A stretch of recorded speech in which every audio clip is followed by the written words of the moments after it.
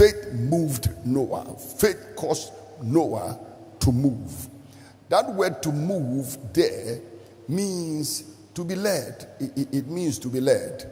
It means to be driven. Noah was moved by faith, and it's important for us to know how the faith moved him and then what he did when the faith moved him.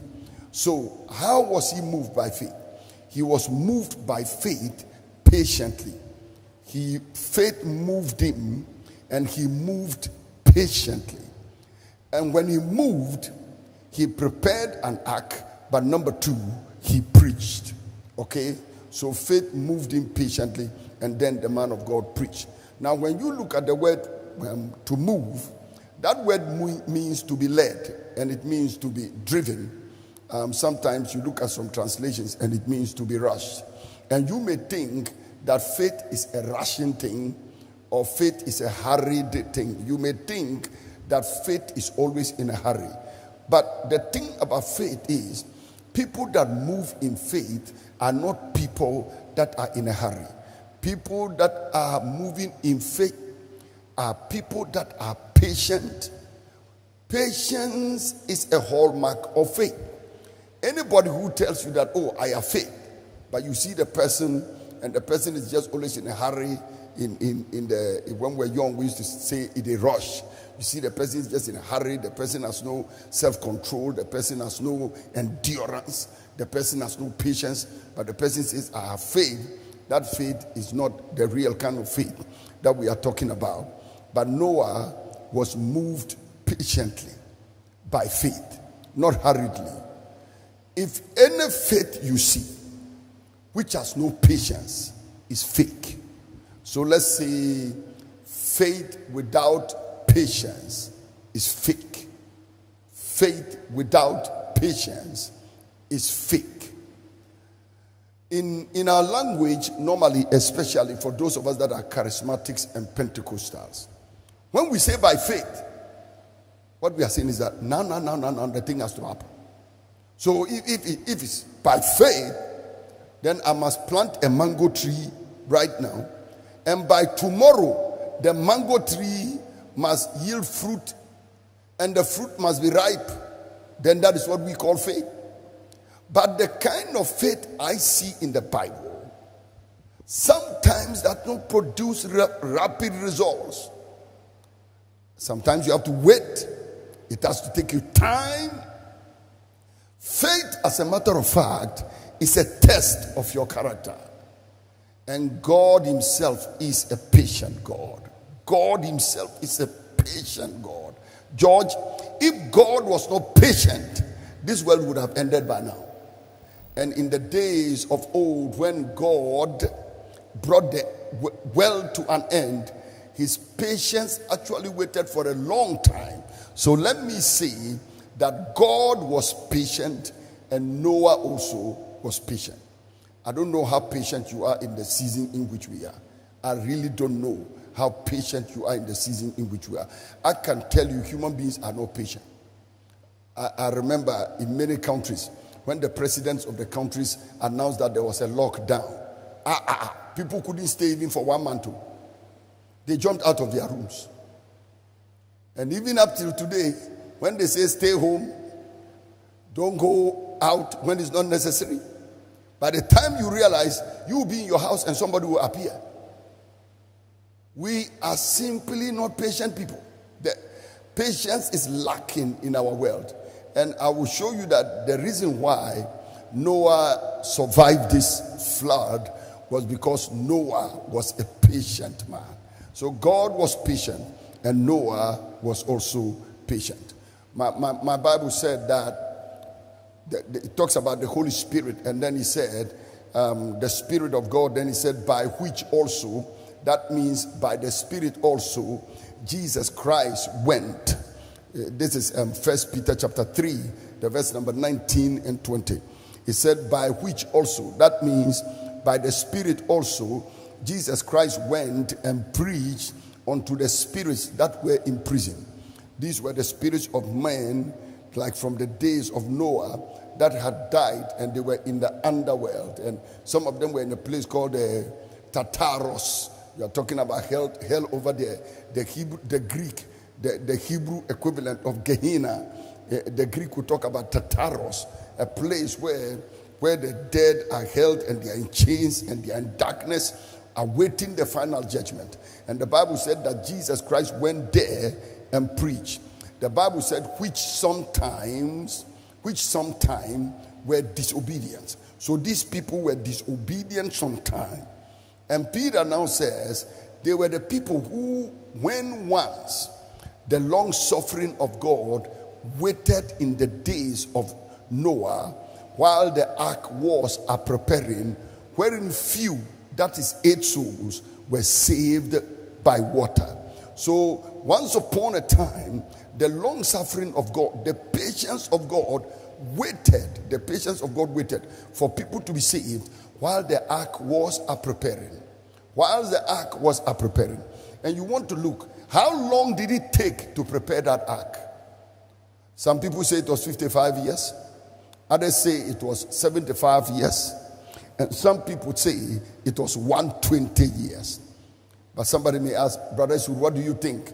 I think it was between 55 years and 120 years. Okay? Between 55 and 120 years. But if you take it that this ark was prepared in, let's say, 75 years. Noah lived for 950 years before he died. 950 years, and the ark was prepared, and the ark was prepared in 75 years. That will give you about 8% of Noah's lifetime that was used in preparing the ark.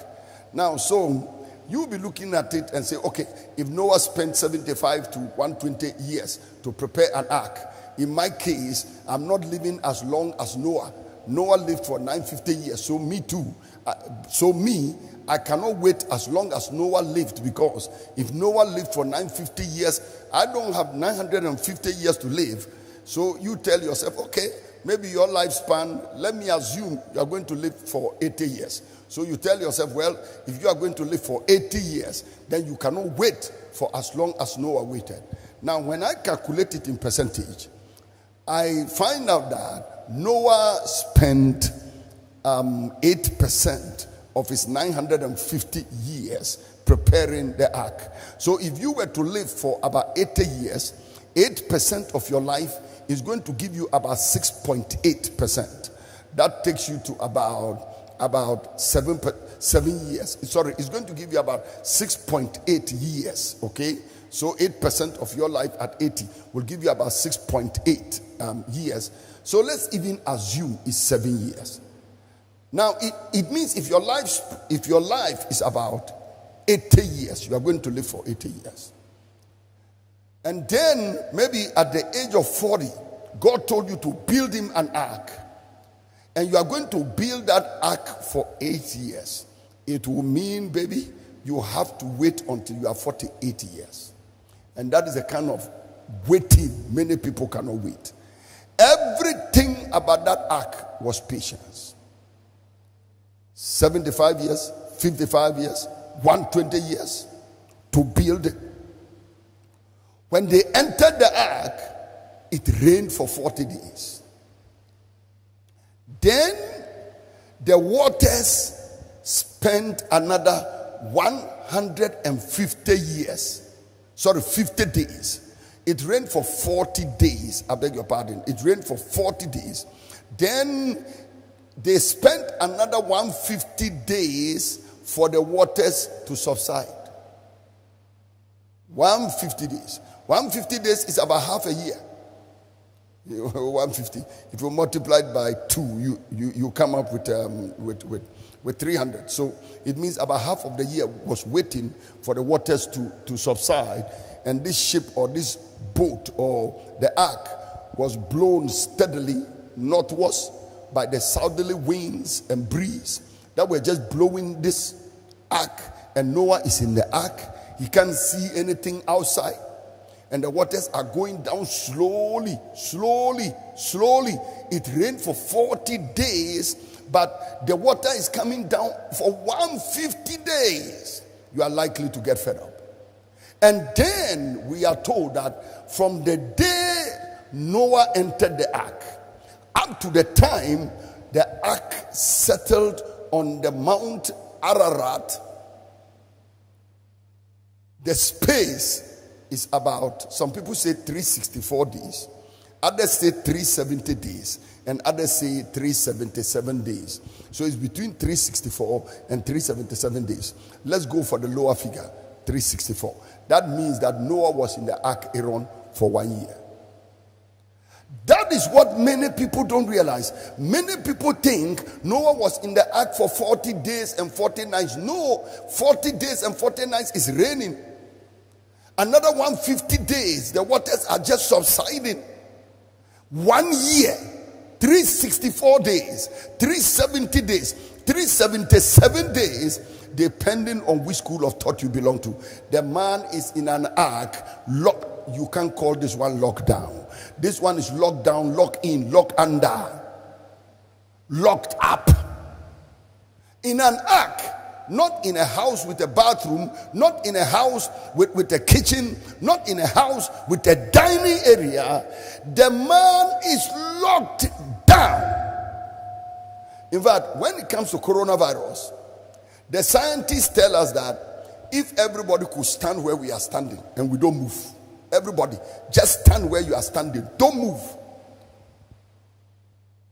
And there is a supernatural way of feeding all of us. And everybody, you stay where you are in your house, you don't move. And even in your house, everybody's careful the way they move and so on and so forth. And everybody stood the way they were standing. A professor told me that he said that virus cannot last more than 2 weeks. It will just be gone. The reason it is not going is our erratic movement as human beings. We don't have the discipline. We don't.